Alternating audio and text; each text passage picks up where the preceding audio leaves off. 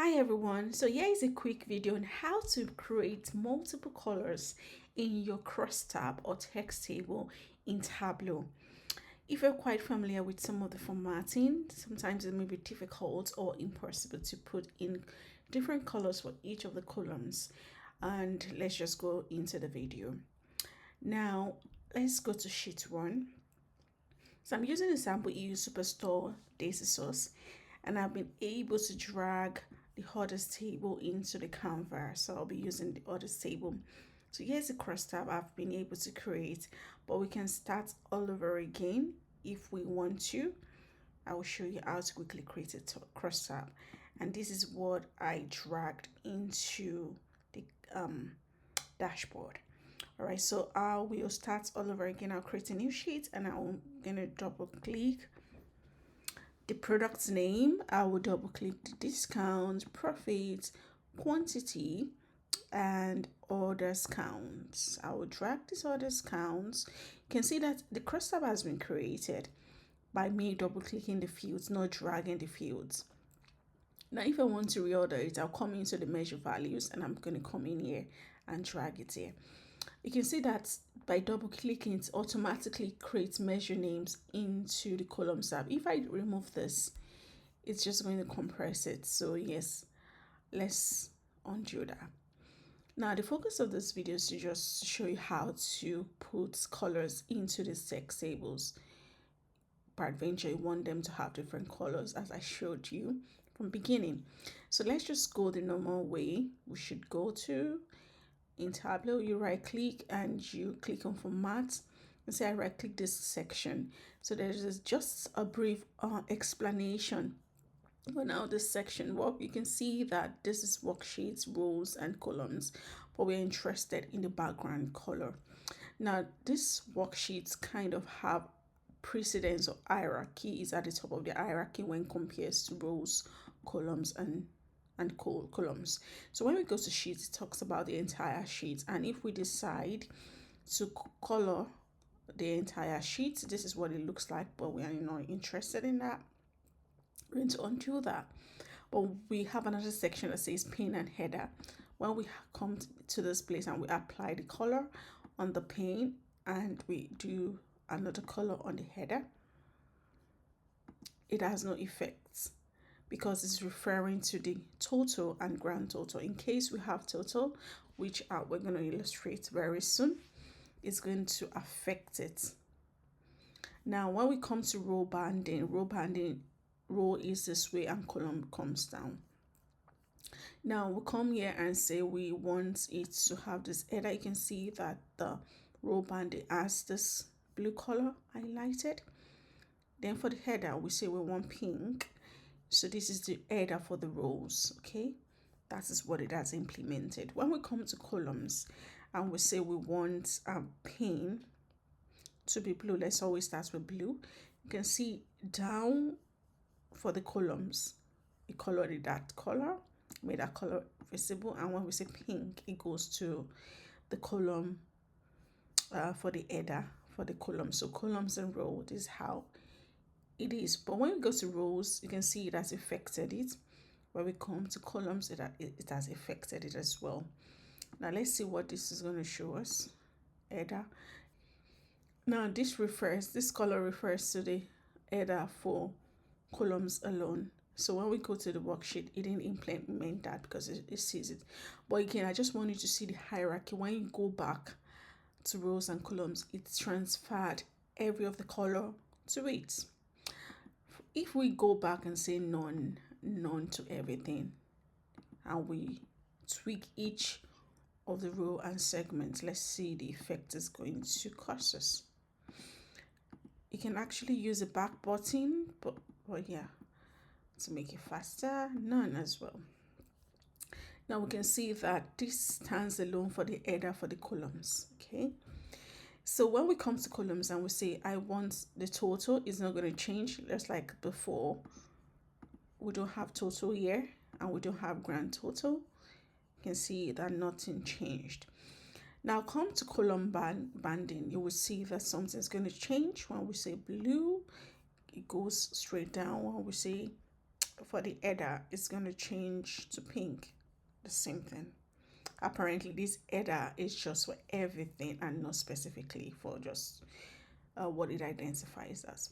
But when we go to row, it's not going to change anything because this is specific for column. So the hierarchy is that sheet manipulates it downwards, and you can see that because we've done the column from the column tab, we have the color implemented in sheet and others are blank.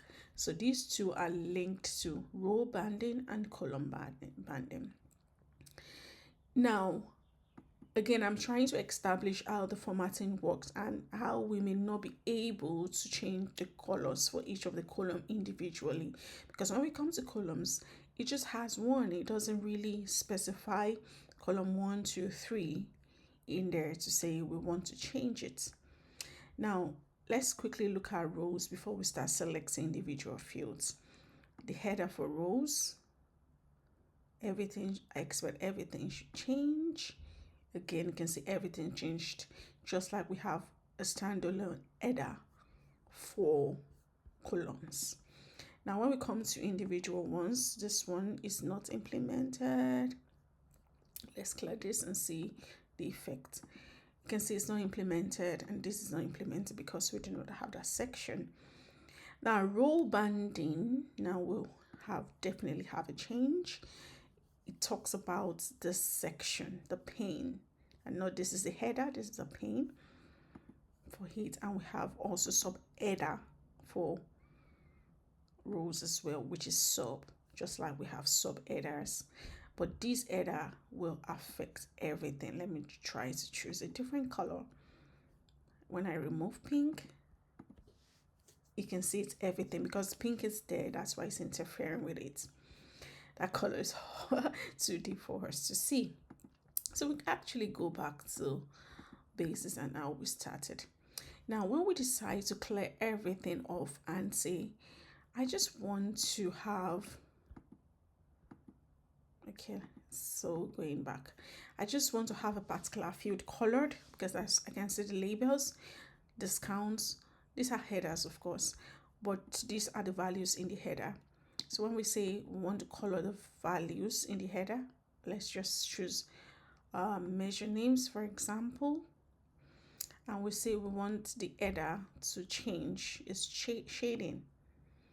Everything changes as well, okay, because we chose measure names and it affects all measure names. When we come to, but it doesn't say 1 or 2 or 3. All right, so let's come to the pane section. We do not have any shading. When we come in here, it just takes us back to the sheet rows and columns in there and comes out of the field names. So you can see that measures just shading for the header and pane does not have any shading. Now, when we select another one, measure values, which are the values underneath. Cool, let's see what's going to happen in there because these are the values underneath it. Let's look for shadings under this and see if we can color it. Obviously, we do not have any shading. We just have alignment. Let's keep checking. Cool, we do not have shading in here. Let's go to axis for that and see what happens. I've selected pink for axis and it's just not changing. Now let's go to each fields, individual fields in there. Let's, for example, change discounts and go to the axis and decide to say, okay, let's see the color. Nothing happened. Pane has nothing. Let's come to perfect. The same thing is gonna, so yeah, so we can't just individually color them. This is for the entire sheet rows and column and entire columns. So how I've been able to achieve this was just a little trick. Now let's leave this as is, or let's come to changing our header. Where do I go to change this one? I can actually come to sheets. You can see I do not have any of it colored. Rows, which columns I do not have it. Remember, we selected measure names, so everything works differently. Come in here and change it to none. I said no, yeah, or let's just say white to clear it off. Cool. So to in summary, to just change the colors of this one, you can use the measure names, you can use the header for the measure names by going to the fields. You can also use the sheet view by coming to columns. All right, so let's just quickly go to how I've been able to achieve multiple colors in there. Now, that can only be possible when you have that sheet in a dashboard. So I have a new dashboard created and I'm going to drag this sheet. I'll make sure it's tiled and I'm going to drag it. I do not want a floating object. So one of the three things to consider when you want that implemented is to make sure that it's an entire view. I will show you why it should be an entire view or fixed width to cover the spacing. The table is too large for entire view. So, but most appropriately is to have a fixed entire view or fixed width as secondary option. So I just created it using a blank. So what I did is to come to floating, drag a blank element and come in here and improvise and make it smaller. Okay, because I'm on a screen share, it's not implementing this. So when you drag it in here, all you need to do, let's go to the one I've already created. All you need to do after creating that blank sheet is to color it. Come to layout and choose a color. However, you must make sure that you reduce the opacity of the color. Let's click on the color. If it's too dark, it's going to cover the font at the back of it. So when you reduce it, you can see it's transparent. So you make it transparent by reducing the opacity of the color. And that's how I've been able to achieve this, to create an illusion. So you can see the importance of it being a fixed width. If it's not a fixed width and it's like standard, it's not going to be positioned properly. Okay. So the more you move the sheet and scroll to the side, the confusing it becomes. If you say fixed width as a secondary option, but it doesn't have entire view, but because you scroll and the blank element is still in the same position, it's going to scroll with it, so you have no problem. And for the end user, they can't move the blanks, so you have the option of entire width view or a fixed width and you'll be good to go. So that is how the little trick to create multiple colors for each of your columns in your dashboard. So let me just quickly show where I wanted to see if we have total or subtotal. Let's test that.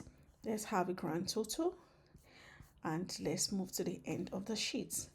Now let's go to formatting of the colors, just like we opened the other time. Right click anywhere and come in here. Okay, so let's go to grand total and change this to blue. You can see that we have our color changed to blue. And for the header, it's going to color the grand total. And there you have it. So thanks for watching. I hope you find this video useful to you.